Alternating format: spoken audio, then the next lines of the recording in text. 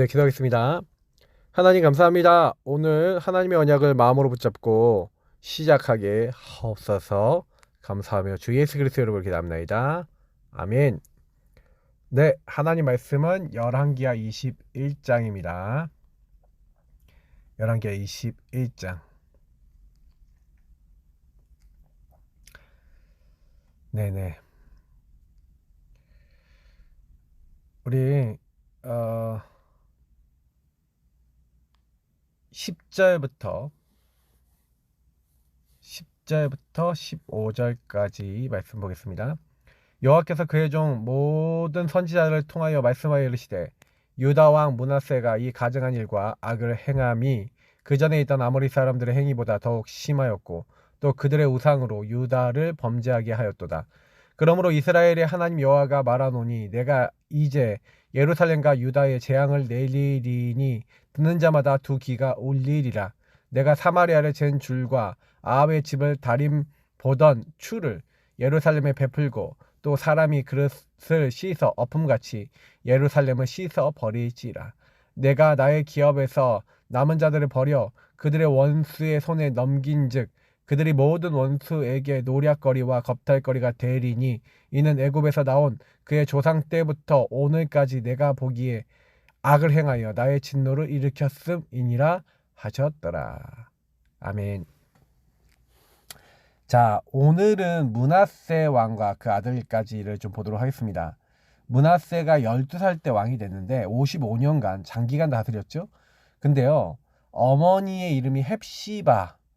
하나님 기쁨이란 뜻인데 이 헵시바라는 여자가 어떤 여자였는지 잘은 모르겠지만 하나님을 잘 섬기지는 않았던 것 같아요. 이 므낫세가 여호와 보시기에 악을 행했습니다. 우상 이방 사람이 가증한 일을 따라가는데 히스기야가 헐어버린 산당들을 다시 세웠습니다. 아합의 행위를 따라. 그래서 저는 아합의 어떤 영향을 받은 사람이 아니었을까 헵시바가 이렇게 생각을 하고 있습니다. 그래서 바알을 위해서 제단을 쌓았고 아세라 목상을 만들었고 하늘의 일월 성신을 경배하고 섬기면서 여호와께서 전에 이르시기를 내가 내 이름을 예루살렘에 두리라 하신 여호와의 성전에 제단들을 쌓고 또 여호와의 성전 두 마당에 하늘의 일월 성신을 위하여 제단들을 쌓았습니다. 우상숭배하는 것을 만들었다는 거죠. 자기 아들을 불 가운데 지나가게 하며 그게 우상숭배하는 사람들의 어떤 모습들이었는데 점치고 사소를 행하며 신접한 자와 박소를 신임하여 여호와께서 보시기에 악을 많이 행하여 그 진노를 일으켰으며 또 자기가 만든 아로색인 아세라 목상을 성전에 세웠더라. 이렇게 하는 거죠. 그래서 사실은 하나님이 예루살렘에다가 이 택한 이 성전과 예루살렘 내 이름을 영원히 둘 거라 그랬는데 만일 이스라엘이 나의 모든 명령과 나의 종 모세가 명령한 모든 율법을 지켜 행하면 내가 그들의 발로 다시는 그의 조상들에게 준 땅에서 떠나 유리하지 아니하게 하리라 하셨으나 그 백성이 어떻게 듣지 아니하였고 므낫세의 깸을 받고 악을 행한 것이 여호와께서 이스라엘 자손 앞에서 멸하신 여러 민족보다 더 심하였더라 이렇게 얘기하고 있어요. 그러니까 이걸 보시면 우상숭배를 더 심하게 해요 므낫세가. 그 왜 그렇게 되죠? 왜 그렇게 되는지에 대해서 좀 생각을 해봐야 되거든요. 그 모든 것들에 대해서 저는요 조금요 바르게 좀 봐야 된다. 사실은 제가 이제 많은 이제 분들하고 얘기를 이렇게 해보면서 우상숭배가 뭔지에 대해서 제가 많이 얘기를 하거든요. 그러니까 우상숭배가 뭡니까? 여러분 우상숭배 뭐라 생각하십니까? 우상숭배는 하나님보다 더 사랑하고 하나님 말씀보다 더 앞서 나가는 거예요. 그래서 하나님 말씀보다 앞서 나가는 건데 사실 그래요. 하나님의 언약, 하나님의 복음, 그 언약 안에서 사실은 제가 많이도 얘기하지만 많은 것들이 우상이 되어 있습니다. 나 자신이 우상되기도 하고 돈이 우상되기도 하고 자녀가 우상되기도 하고 어떤 사람이 우상이 되기도 하고 그리고 나의 어떤 꿈이 우상이 되기도 하고 많은 우상거리들이 있습니다. 근데 중요한 거는 그 우상거리들이 있었을 때 그게 내가 우상이구나 라고 발견됩니까? 발견 안 됩니다. 우상이구나 라고 발견 안 되고 또 여러 가지 부분에 있어서 계속 묶여 있어요. 저는 그렇게 생각하고 있는 게 뭐냐면 복음을 아무리 받아도요 저는 제 개인 얘기 그랬거든요. 복음이 이게 전달됐었을 때 복음으로 살지 않으니까 자꾸 이게 부작용이 오더라고요.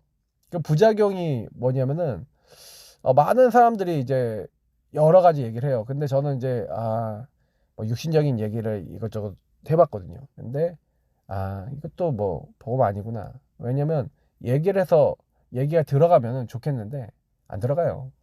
그래서 저는 좀 시간이 지나면 지날수록 느끼는 게 진짜 기도해야겠구나 이 생각을 합니다. 기도해야겠구나. 저요 진짜 여러 가지 일들을 많이 경험해 봤거든요. 근데 그 일들 경험해 보면서 느낀 것들이 있어요. 왜냐면 이런저런 일들이 막 일어났을 때 사람들은 거의 대부분 솔직하게 자기 안에 있는 거 얘기 안 합니다.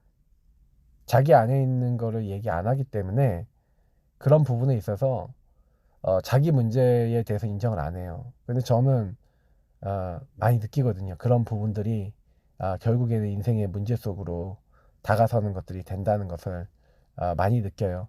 그래서 우리 성도님들 부탁드립니다. 문하세가 그리고 이 왕들이 우상숭배하던 것들처럼 나중심에 묶여있는 수많은 것들에 되게 많은 싸움을 하셔야 됩니다. 저는 그래서 누가 얘기를 하잖아요. 그러면 거기 안에서 나중심이 뭔가에 대해서 질문을 많이 해봐요. 그래서 오늘도 좀 그런 질문을 이 밤에 좀 많이 해보는 좀 어떤 일들이 생기고 어떤 계기들이 생겼는데, 근데 그걸 가지고 좀 더 질문을 해봐요.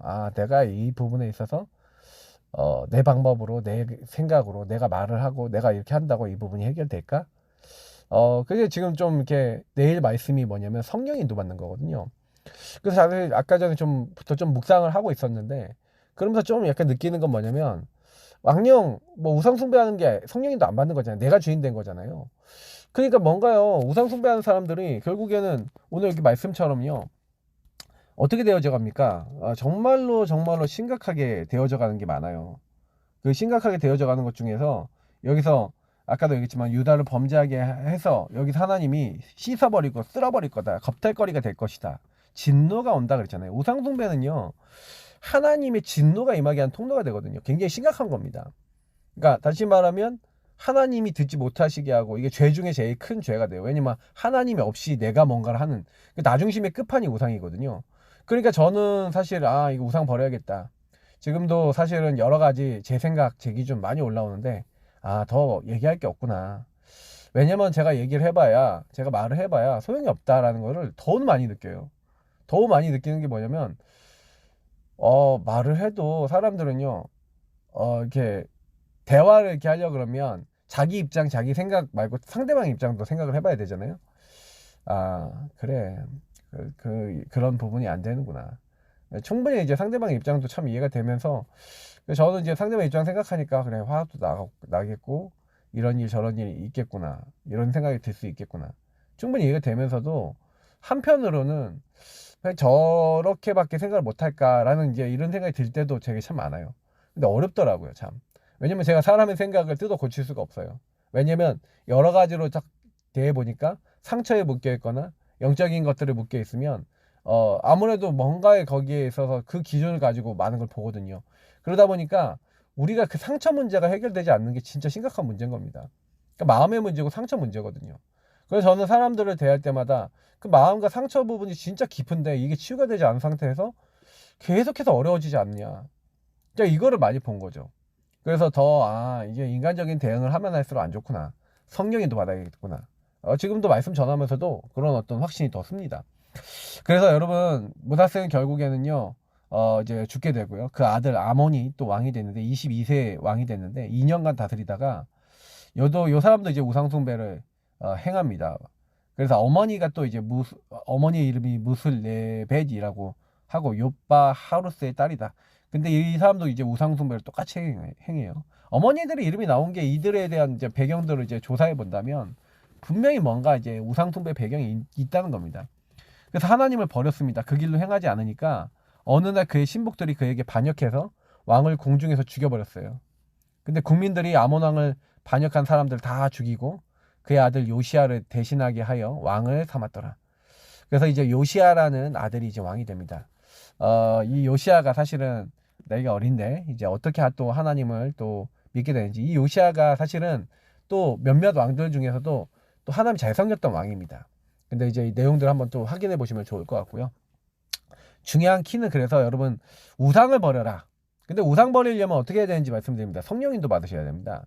성령인도 받는 것이 뭔지를 조금 말씀을 드릴게요. 그래서 저는 뭐 이것저것 뭐 많이 있지만 하나님께서 원하시는 게 뭡니까? 이제 성령의 역사 이 부분에 대한 부분들인데 저는 솔직히 그래요. 사람들이 가지고 있는 이런저런 문제들, 이런저런 생각들, 이런저런 기준들 있잖아요. 다들 사람마다 기준을 다 가지고 있거든요.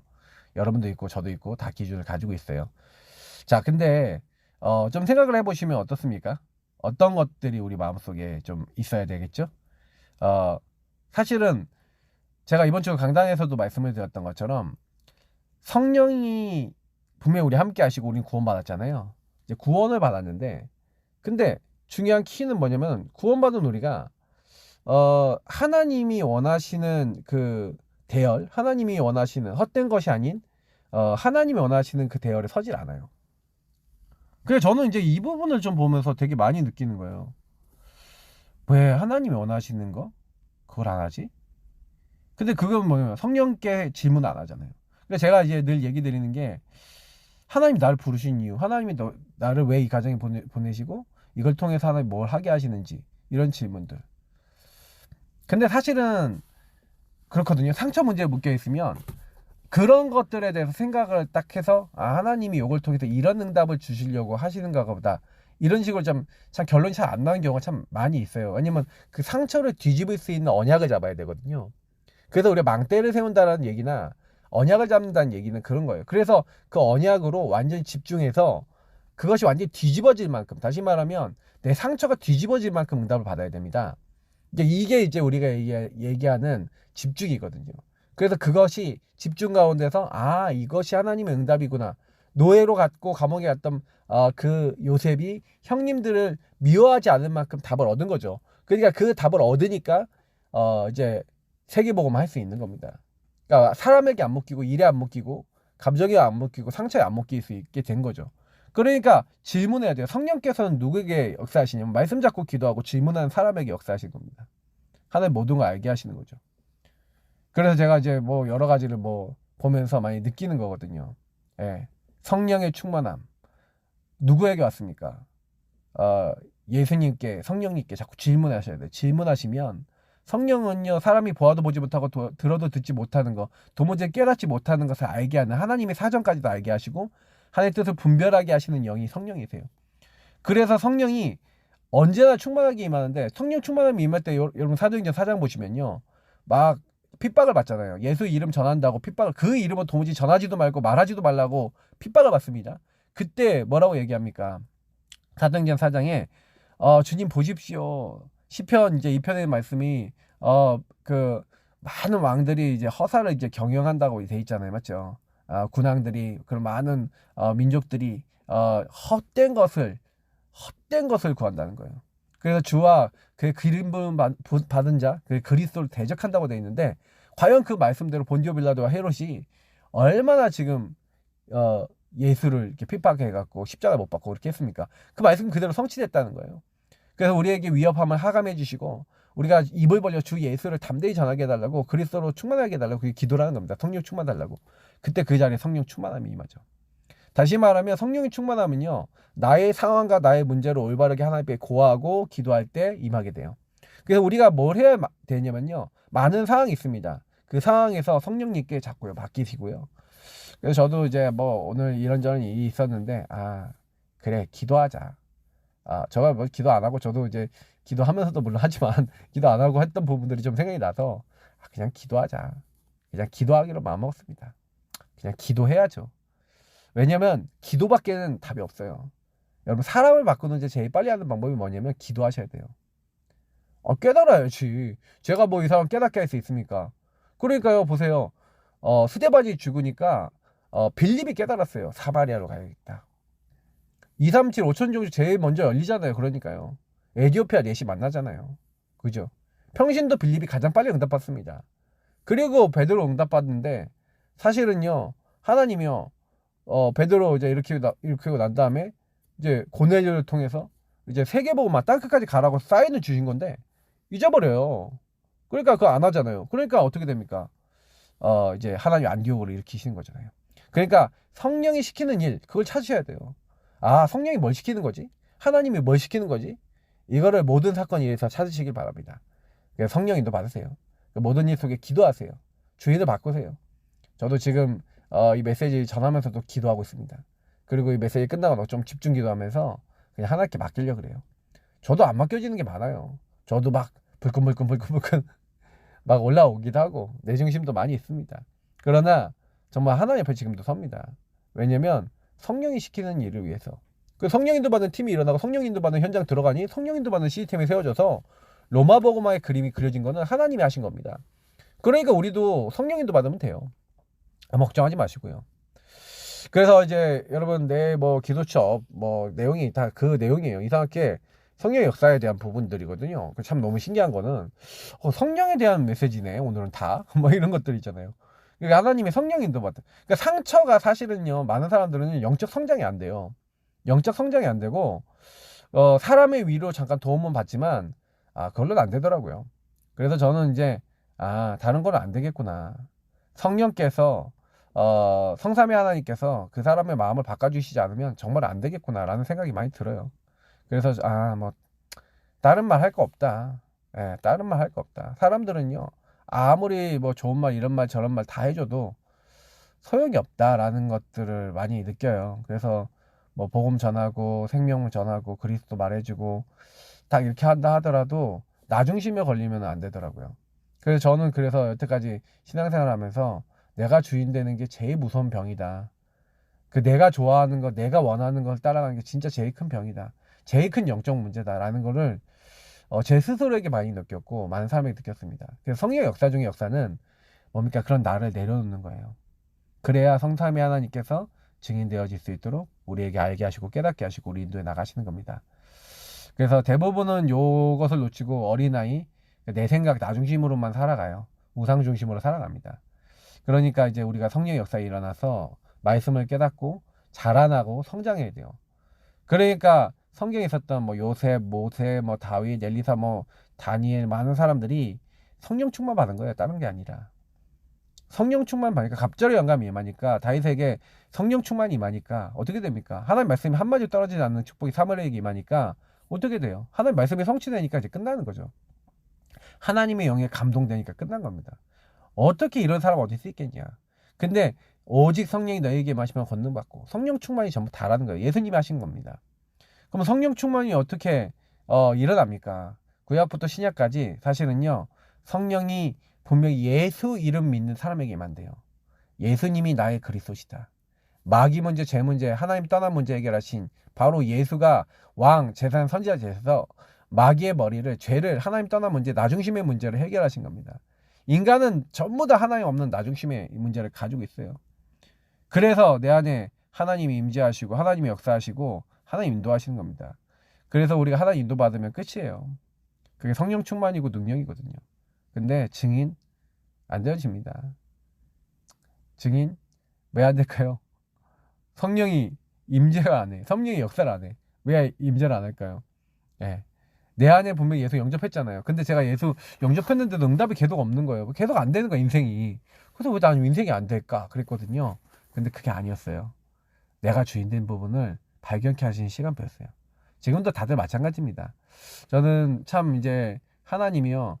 2024년도에 우리 교회 하실 일들 그리고 제게 주실 응답들을 너무나 바라보고 기도하고 감사하고 있습니다. 전도만 해야겠다. 개인화와 전도만 해야겠다. 근데 이걸 하기 위해서 기도만 해야겠다. 정말로 기도하면서 하나님이 이제 열어주신 전도 시스템, 목회 시스템 인도받으면서 말씀만 따라가야겠다. 근데 결국 사모놀인 것 같아요. 결국엔 하나님 인도 받아야겠다. 그게 전부 답니다. 여러분 땅까지 증인 되시기 바랍니다. 하나님의 인도 받으면 끝나요. 그러면 열매는 어떻게 됩니까? 하나님 맺게 하시는 거죠. 그래서 오늘도 열매 맺는 인생 120명이 3,000명의 제자를 세웠고 그 3,000명이 또 5,000 제자 또 나중에 보니까 수많은 제자들이 일어나고 바울이 로마 살릴 마지막 제자를 세웠는데 그게 세계복음화였습니다. 그러니까 결국에는 곳곳마다 제자 세운 거예요. 중직자 제자 세우고 헬라 이방인들 살릴 제자 세우고 최초의 선교사 파송하고 제자 세우고 그리고 그 제자 중에 이제 로마를 정복할 그 로마에 대한 복음 전략을 전달할 이제 바울이 로마에 가서 복음 운동할 수 있는 제자 키우고 죽죠. 순교했지만 그 바울의 이제 제자를 남긴 사역은 로마를 복음화 했습니다. 어떤 열매를 무엇을 유산으로 남기게 했습니까? 맞죠? 그래서 복음을 가지고 이 응답을 누린 소수의 사람들이 최고의 지성을 가진 유대인들의 멸망을 막았죠. 그리고 최고의 힘을 가진 로마 재앙도 막았습니다. 최고 저주인 세계 재앙을 막는 것도 복음이다. 재앙을 막는 것. 근데 사실은요, 재앙은 어떻게 보면 제가 보니까 막는 게 아니더라고요. 재앙을 막아야 된다 그러는데 재앙을 통해서 응답받는 겁니다. 재앙을 통해 하나님 또 다른 문을 여시는 겁니다. 재앙은요, 사실 복음화 되어지고 복음 운동이 일어나면 재앙이 사실은요 중간에 뭐 멈추고 이런 건은 있습니다. 니느웨가 멸망해야 되는데 하나님 연기시켜 주시죠. 근데 니느웨가 결국 멸망했어요. 근데 왜 멸망한 이유가 뭐냐? 그래 또 다음 제국이 일어나는 게 하나님 또 계획이에요. 그러니까 하나님 계획이 어떻게 일어날지는 저는 모르겠더라고요. 중요한 거는 우리가 꼭 좋은 방향으로 가는 게 성령 인도냐? 그렇지 않을 수도 있습니다. 감옥을 통해서 로마를 갔는데요. 바울이 순교했는데요. 그게 좋은 방향입니까? 우리가 얘기하는 대로 하자면 나쁜 방향이죠. 죽었는데. 근데 죽지 않고 하나님의 복음 운동은 살아서 로마를 복음화했습니다. 그러면 그걸 보면서 우리가 깨달아야 될 게 많죠. 오늘 말씀은 되게 묵상할 부분들이 되게 많은 것 같습니다. 기도하시면서 성령 인도 받으시고요. 성령 역사 속에 들어가시고 예수 이름 부르면요 성령이 임하시고 예수 이름 부르면 하나님 나라에 수 있는 힘과 능력을 주세요.